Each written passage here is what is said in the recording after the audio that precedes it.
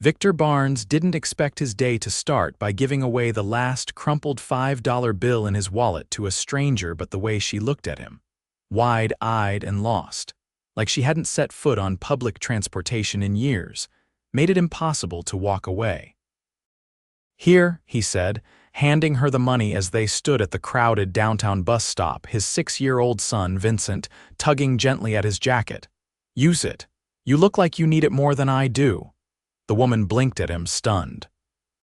She wore a navy coat that probably cost more than his entire month's rent, and her heels did not scream bus stop regular.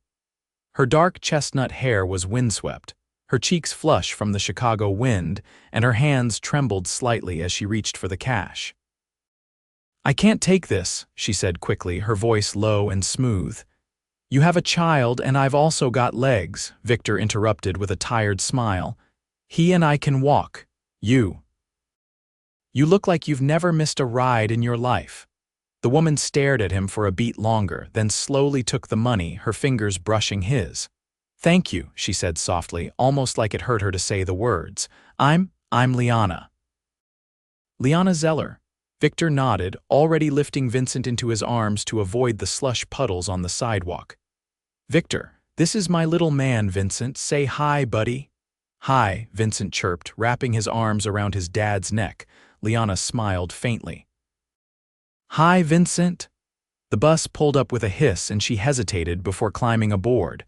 Just before the doors closed, she looked back at Victor, still standing there with his son in his arms. "I'll pay you back," she called out.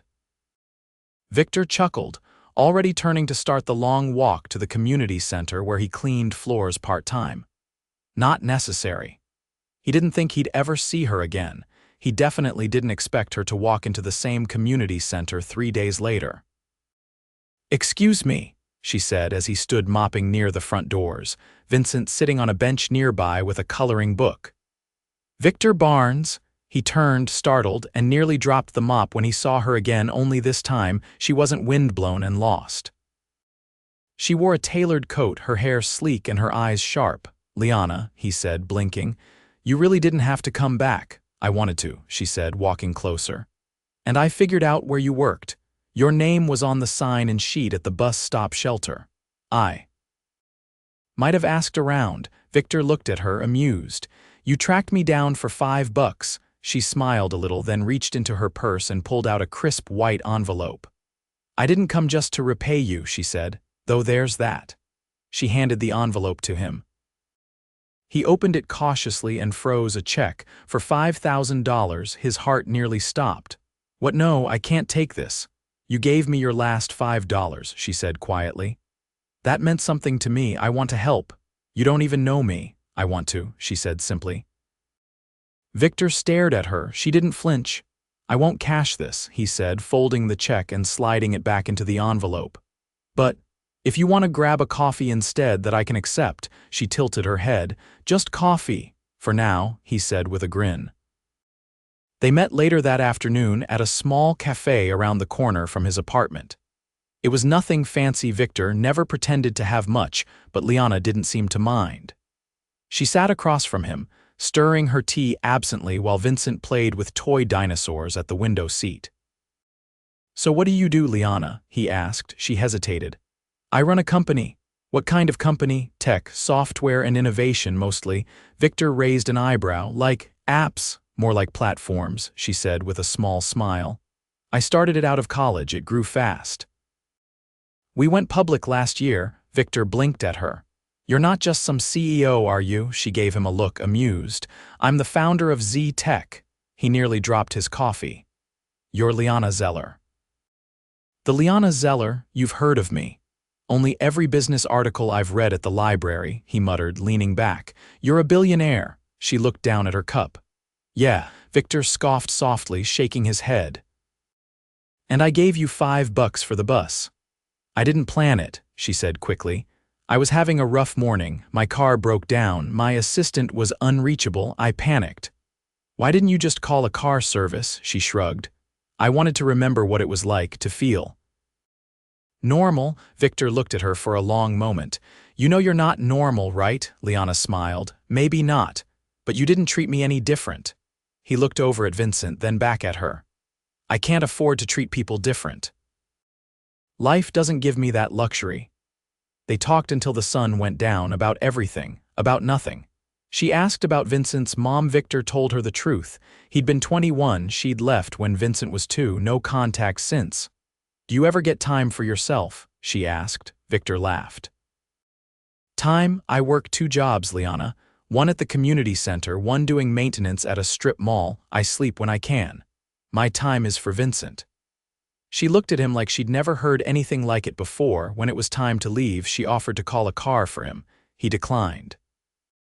She offered again. He still declined. All right, she said with a teasing smile, but next time I'm paying for the coffee. There's a next time, he asked. She paused. I hope so. Victor watched her step into a sleek black car that pulled up to the curb. The driver opened the door for her. She gave one last glance back at him and Vincent before it pulled away. Vincent tugged on his sleeve. She's pretty, Daddy. Victor smiled. Yeah, she is. And something in his chest felt lighter than it had in years. He had no idea that everything in his life was about to change. Victor hadn't expected her to call again, much less show up at the community center 2 days later with a paper bag in one hand and a determined look in her eyes. You didn't eat lunch yesterday, Liana said, holding the bag out. I figured you wouldn't today either. He wiped his hands on a rag and stepped away from the vending machine he'd been trying to fix. You tracked down where I'd be again. I asked the supervisor at the front desk, she said. I brought enough for Vincent too. Where is he? In the reading room. Miss Carla's watching him for the hour. Liana handed over the bag, refusing to let him protest. It's not charity, it's lunch. I owed you coffee, remember? I upgraded. Victor opened the bag and paused. You remembered he's allergic to peanuts. You mentioned it once. I listen. They sat at a folding table in the back of the center, the smell of roasted chicken and warm bread filling the air. He watched her as she unwrapped a small sandwich and took a bite, totally at ease despite the fluorescent lighting and chipped paint. You're not what I expected, Victor said, breaking off a piece of bread. Neither are you, he tilted his head. What you expect, she chewed slowly, then shrugged. Someone angry at the world, someone who looks at people like me with resentment. But you're not bitter. I don't have time to be bitter, he said. Bitterness doesn't pay the electric bill. Liana leaned back in the chair. You're direct. Life taught me not to dance around things. She smiled faintly, then grew serious. I want to ask you something. But I don't want you to feel like I'm crossing a line. Victor raised an eyebrow. Go ahead. I'm hosting a fundraiser tomorrow night, she said. It's for a scholarship program we're launching. I was wondering if you'd come, he blinked. You want me to wear a suit and mingle with people who buy islands when they're bored? You don't have to mingle, just be there. I'd like it. And it's at the Art Institute. Vincent can come too. We've got a whole room set up for kids' interactive exhibits, games, staff to watch them. Victor looked down at the sandwich, then back at her. Why me? I don't know, she said softly. Maybe because you're the first person in a long time who looked at me like I wasn't a headline. He didn't answer right away. He thought about how Vincent would light up at the idea of an art exhibit, how he'd been talking about painting ever since the center started their after-school program. He thought about the hole in his only dress shoes and whether he'd even fit into the blazer he hadn't worn since his cousin's wedding. I'll think about it, he said. Liana nodded. That's all I ask. She looked like she wanted to say more but didn't. Instead, she stood, brushed a crumb from her coat and glanced toward the reading room. I'll see you tomorrow night, if I can dig up a tie, he replied. After she left, Victor found himself standing in front of the mirror in the staff bathroom, running a hand over his jaw. He hadn't shaved in 3 days. His reflection looked tired, worn, but his eyes, there was something new in them. Hope. By the next evening, he and Vincent stood in front of the Art Institute's grand marble entrance. Vincent wore a pressed button-down shirt and black pants. His shoes, borrowed from a neighbor with a son just a bit older, clicked on the stone steps. Victor wore his old blazer. It was tight at the shoulders, but it would do. Inside, the museum had been transformed. Crystal chandeliers cast soft light over tall floral arrangements, and the sound of a live quartet echoed through the vast gallery halls. The guests floated about in designer gowns and sharp tuxedos, sipping champagne and discussing things Victor couldn't begin to understand. He felt like he'd stepped into another world. Then he saw her. Liana stood near the center of the room in a silver gown that shimmered like moonlight.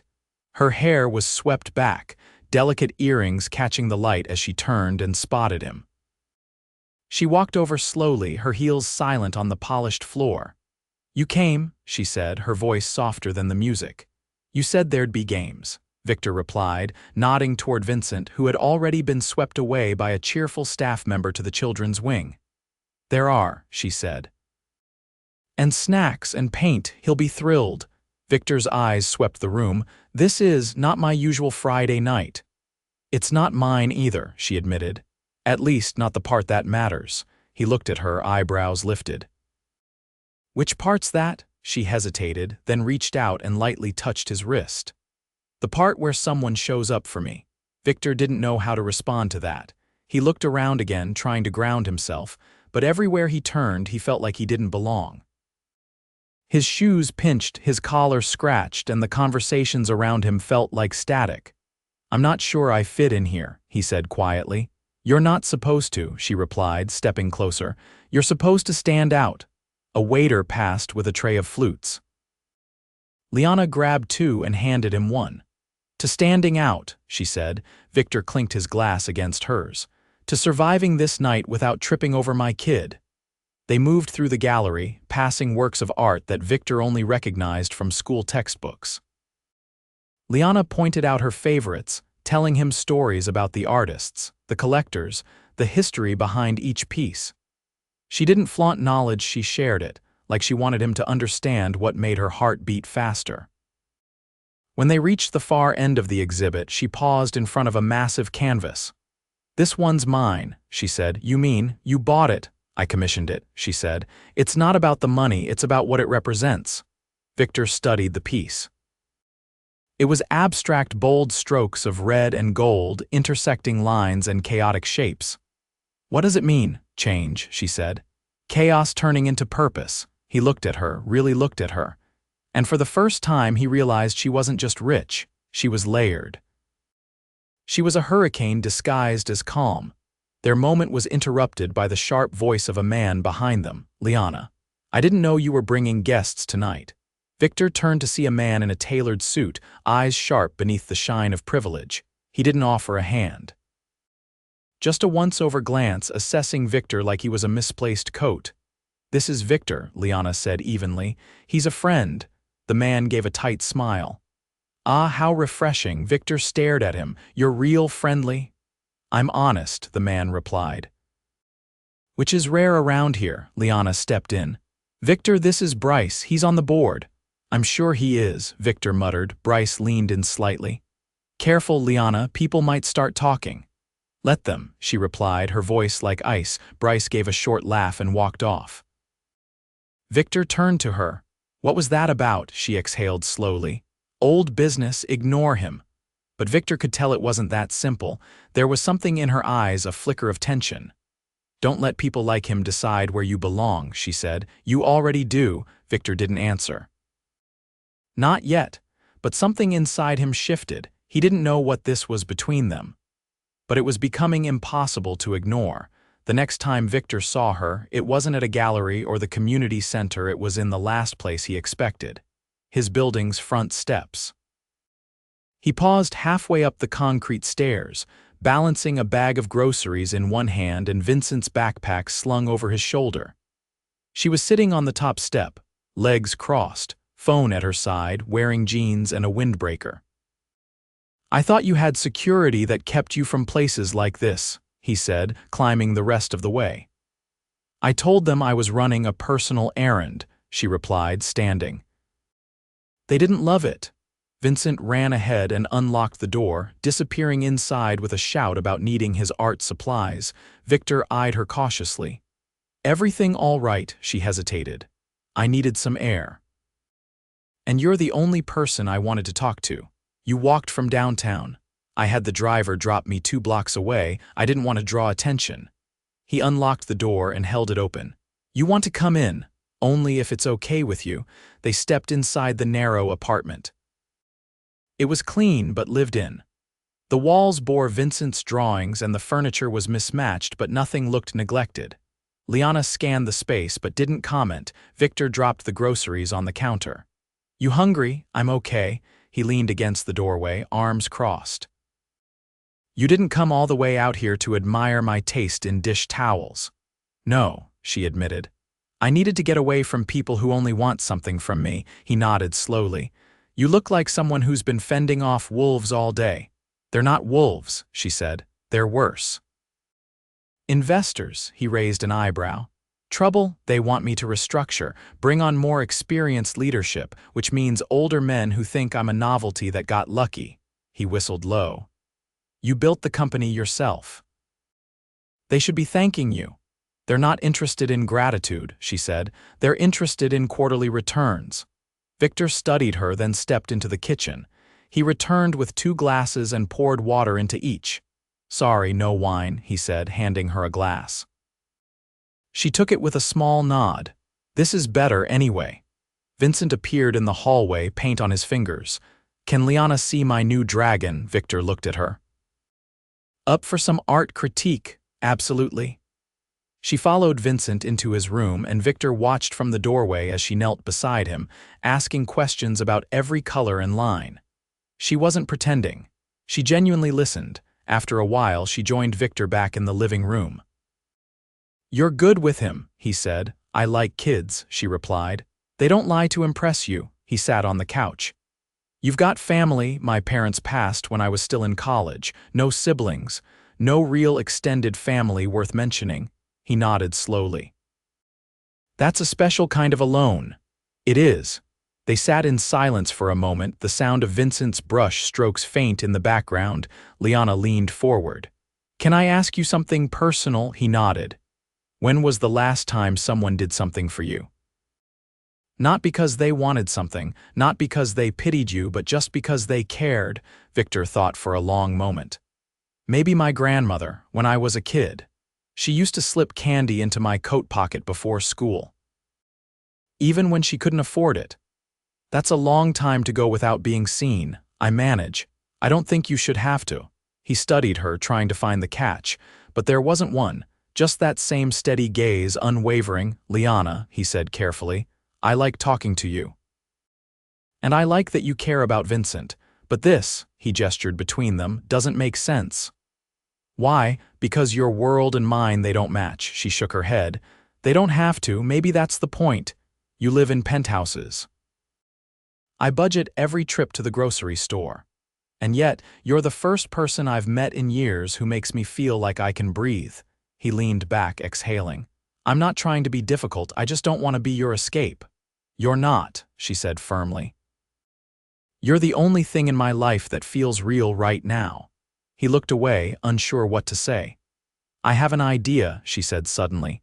Come with me tomorrow, just you and Vincent. No suits, no fundraisers, just the day. To where? My lake house. It's quiet, private. There's space for Vincent to explore, paint. You can bring his supplies. I'll have someone drive us. He hesitated. That's a big ask. I'm not asking you to commit to anything. Just spend a day with me, away from all of this. He didn't respond right away. Then he glanced toward the hallway. If Vincent wants to go, he said, we'll think about it. She smiled, the first one he'd seen on her all evening that reached her eyes. I'll send the details, she said, standing. And if you change your mind, no hard feelings. He walked her to the door. Outside, the streetlights flickered to life, casting a soft amber glow over the sidewalk. Thanks for the water, she said. Anytime. She paused. Victor? Yeah, I know this feels impossible. But sometimes the impossible is just the beginning. Then she turned and walked down the stairs, disappearing into the evening. Victor stood there long after she was gone, wondering what it meant that someone like her saw something in someone like him. And what it meant that he was starting to see something too. The lake house sat at the edge of still water, surrounded by tall pines and silence so deep it felt like a secret. Victor stepped out of the black SUV first, holding Vincent's hand as the boy stared wide-eyed at the sprawling glass and stone house nestled against the trees. Liana appeared on the front porch before they reached the steps, wearing a soft denim shirt and rolled sleeves, her bare feet tucked under her as she leaned on the railing. "I thought you'd change your mind," she said as they walked up. Victor adjusted the strap on his shoulder. "I almost did." But Vincent's been talking about the lake adventure since dawn. Vincent tugged free and darted toward the backyard, already spotting a wooden dock stretching over the water. "There's a kayak in the boathouse," Liana said, "and a full art station set up in the sunroom. I figured it might keep him busy." Victor followed her inside. The house was open and warm, filled with quiet corners and worn-in furniture that didn't scream wealth but whispered old money and thoughtful design. Sunlight caught on the hardwood floors and the breeze carried in the scent of cedar and lake minerals. He set his bag down near the door. "This place doesn't look like the kind of house that hosts shareholders." "It doesn't," she said, leading him into the kitchen. "It belonged to my mother. I kept it exactly how she had it. It's the only place I never redesigned." He took in the mismatched mugs hanging above the sink, the cookbooks stacked beside a vintage radio. "Feels lived in. That's why I come here when I forget who I'm supposed to be." They watched through the window as Vincent crouched beside the water, inspecting a dragonfly that had landed on the dock. "You ever take time for yourself?" she asked, pouring lemonade into 2 glasses. Victor leaned against the counter. "Does walking to work count?" She shook her head. "I mean time that doesn't feel borrowed." He took the glass she offered. "Honestly, I forgot what that even looks like. Then maybe today can be a reminder." They sat outside for a while, watching Vincent paint at a small table she'd set up beneath the trees. The breeze stirred his paper, but he held it steady with both arms, tongue sticking out in concentration. Victor tilted his head as he watched him. "He doesn't get this kind of quiet in the city. I think he's trying to memorize it." Liana glanced over. "So am I." Later, they walked the edge of the lake, shoes off, water lapping at their ankles. The sun was beginning to dip, casting gold across the surface. "You ever think about leaving the city?" she asked, once or twice. "What stopped you?" "Reality," he said. "Jobs, school, rent. You don't just pack up and disappear when you've got a kid depending on you." She picked up a smooth stone and tossed it into the water. "I used to think if I made enough noise, founded a company, built a brand, stayed in the headlines, I could outrun being alone. Turns out the silence catches up anyway." Victor turned to her, his voice low. "You're not alone now." She met his gaze. "Neither are you." They stood there, the moment stretching between them like a held breath, until Vincent called out from the porch for dinner. Liana had arranged a simple meal on the back deck: grilled chicken, roasted vegetables, and warm bread. Vincent gave it all a suspicious look until she offered him a tiny glass bottle of lemonade with a twisty straw, and then he declared it the best dinner he'd ever had. As the sun dipped behind the trees, Victor leaned back in his chair, for once not thinking about the next shift or bills or how long his shoes would last.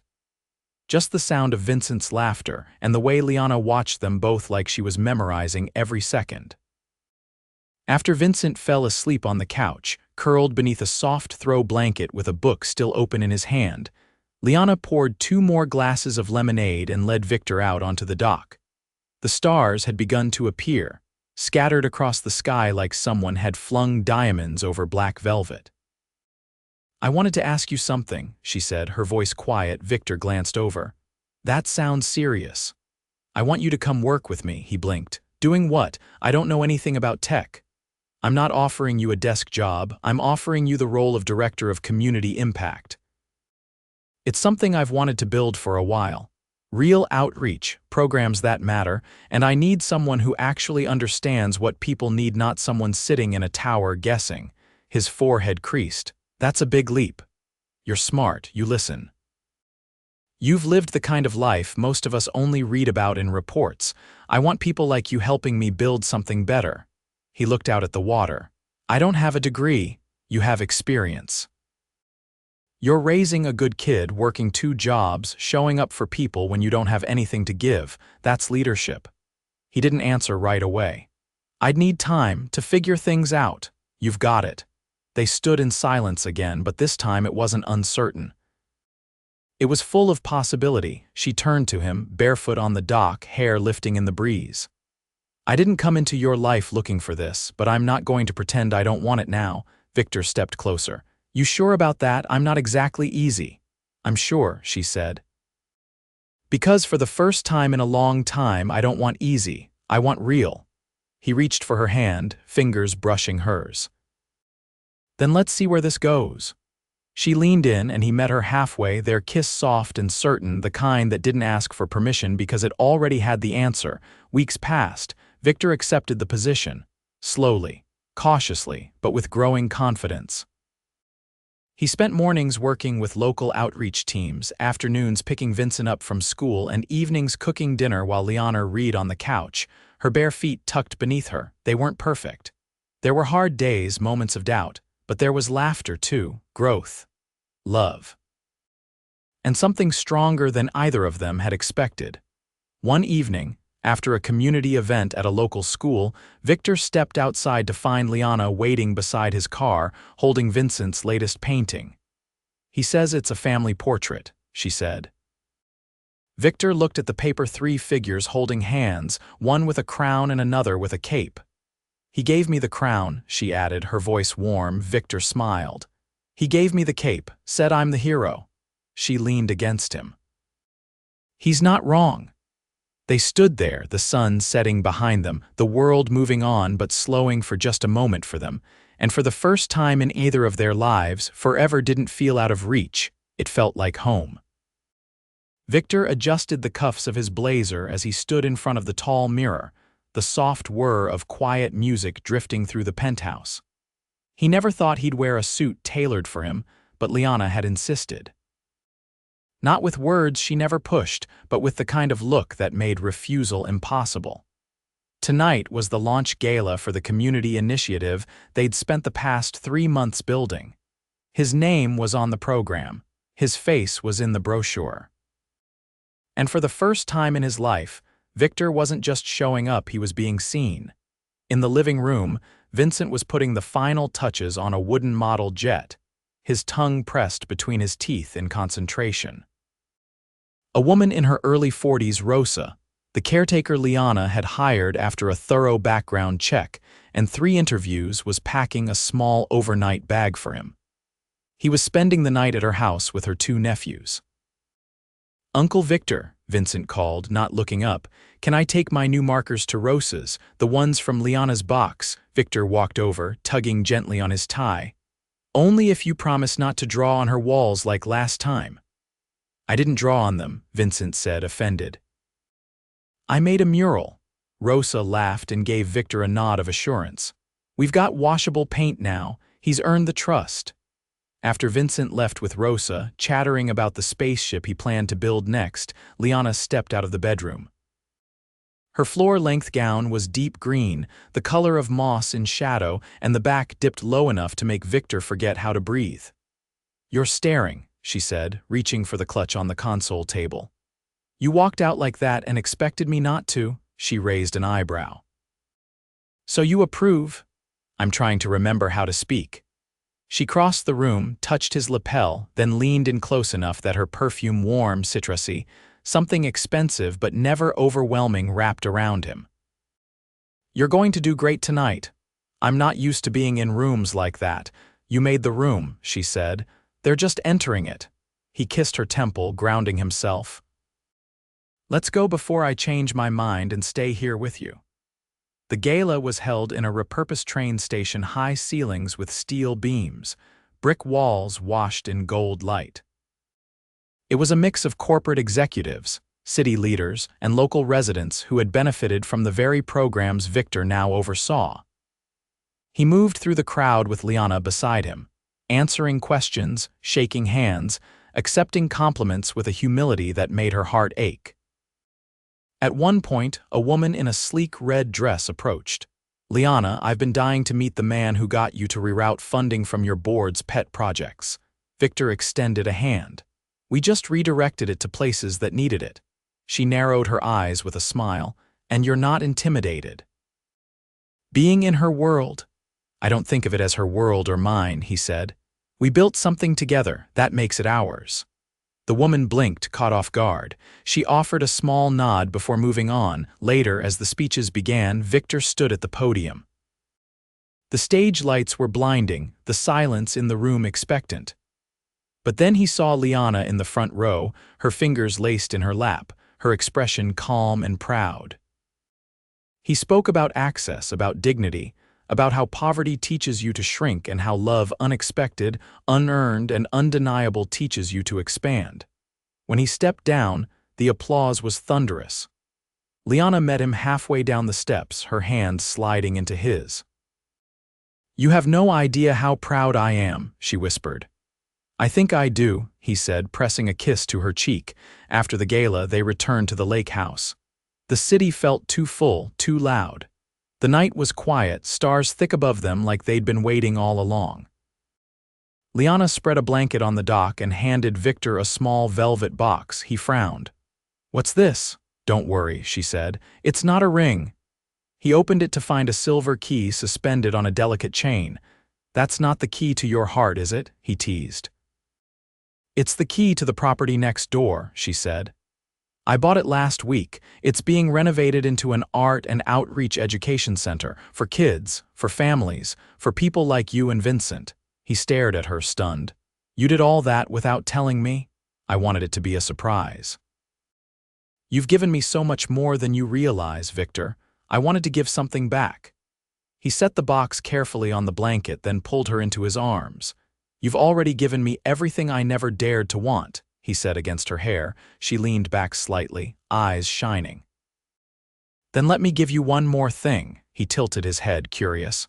"I want you to move in, here with me, full time." He didn't answer right away. The lake was still, the only sound the rustle of trees and the rhythm of their breath. "Vincent loves it here," he said finally. "You both belong here." He touched her cheek, his thumb brushing the edge of her jaw.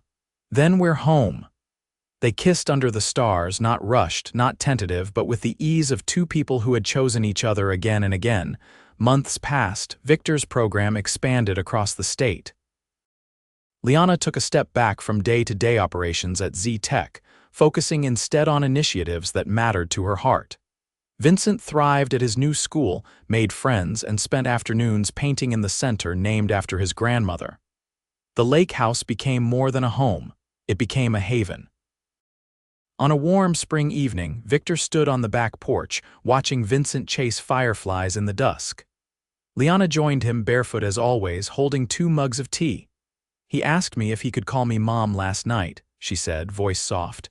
Victor looked at her, eyes full. "What did you say?" "I told him only if he wanted to." "And he said he'd always wanted to." Victor took her hand, pulling her into his side. "You saved us, you know." She looked up at him. "I think we saved each other." They stood together as the stars came out, no longer needing to speak, no longer searching for belonging. Their life, unexpected, imperfect, extraordinary, had become exactly what neither of them knew they were waiting for, and it was only just beginning.